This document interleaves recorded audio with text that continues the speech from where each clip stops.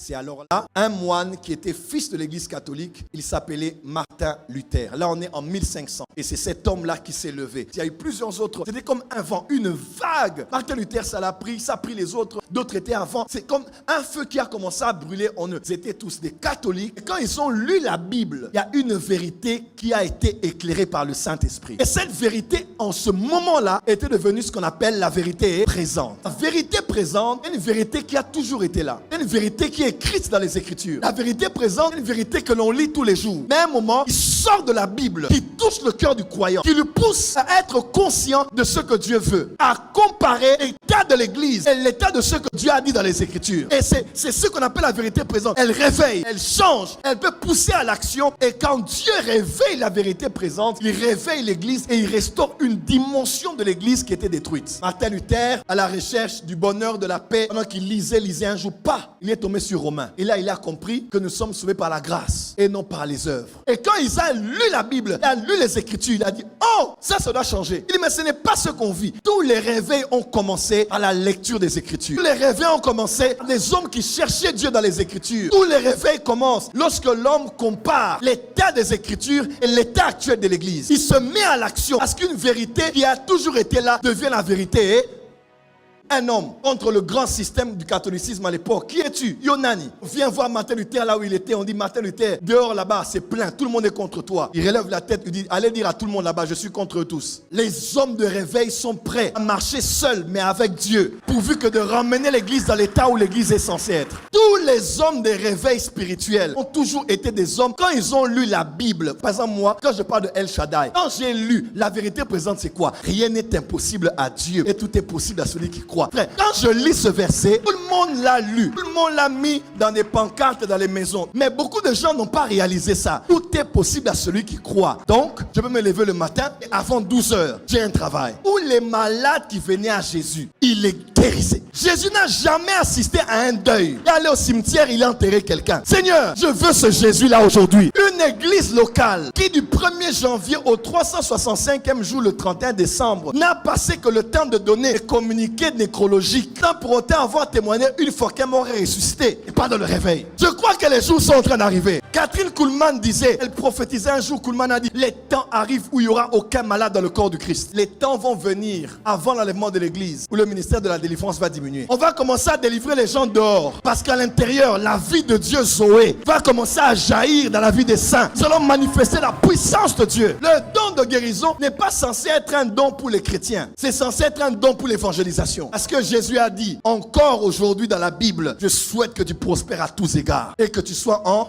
Le plan de Dieu n'est pas la guérison divine. Le plan de Dieu est la santé divine. Les temps viennent où tu passeras 10 ans sans être malade. 10 ans sans avoir un rhume. Les jours arrivent où aucun chrétien ne portera des lunettes. Qui désire ces choses ici? Le réveil, c'est quand une vérité présente touche des cœurs et devient la raison pour laquelle l'église fonctionne. Dernière définition, c'est quoi le réveil spirituel? Le réveil, c'est lorsque le troisième ciel envahit le premier ciel sans être bloqué par le deuxième ciel. Je répète, réveil spirituel, lorsque le troisième ciel envahit le premier ciel sans être interrompu par le deuxième ciel. Alors ce que je dis incombe beaucoup de réalités.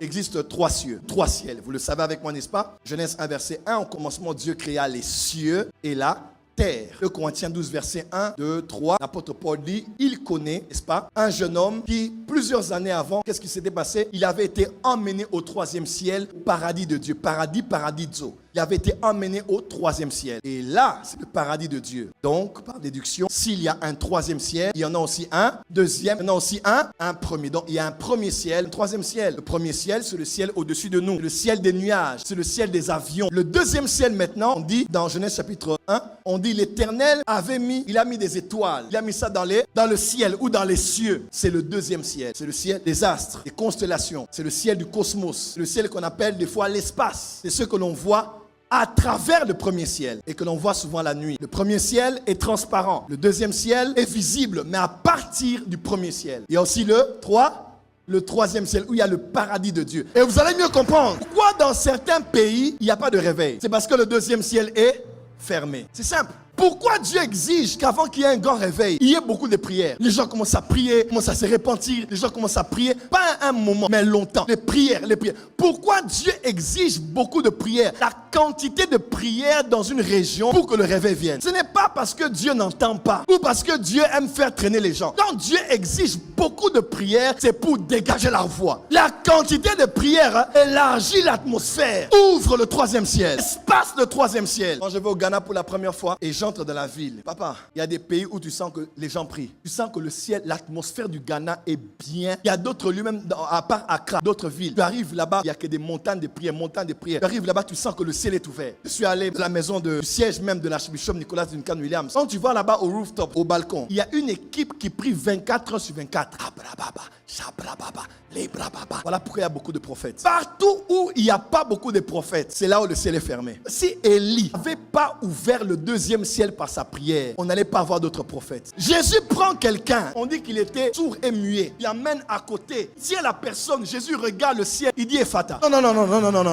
Jésus prend la personne qui n'entendait pas, il lève les yeux. Non, Jésus, tu regardes la mauvaise direction. Pour ouvrir les oreilles de quelqu'un, regarde aux oreilles de la personne. Pourquoi Jésus, tu ne regardes pas les oreilles, mais tu regardes le ciel? Parce que Jésus ne disait pas Ephata aux oreilles de l'homme. Jésus disait Ephata aux... C'est l'ouverture du deuxième ciel qui ouvre les oreilles des prophètes. Mais quand le deuxième ciel est fermé, il y a une génération qui sort des ventres de leur mère, mais les oreilles fermées et les bouches fermées. Il y a des chrétiens qui naissent de nouveau. Ils reçoivent Jésus dans son cœur, mais ses oreilles sont fermées et sa bouche est fermée. Pas parce que c'est une malformation congénitale, c'est le deuxième ciel qui est fermé dans sa génération. Mais une fois que le deuxième ciel est ouvert, les oreilles s'ouvrent et la bouche commence à parler et les yeux commencent à voir. Le réveil ne peut pas être hors du combat spirituel. Le réveil, c'est le combat spirituel. On dit ouvrir le ciel. Il faut ouvrir par les prières. Pourquoi? Qu'est-ce qui est fermé là-bas? Qu'est-ce qui est bloqué là-bas? Il y a des principautés qui bloquent le deuxième ciel et qui imposent les valeurs du diable dans une région.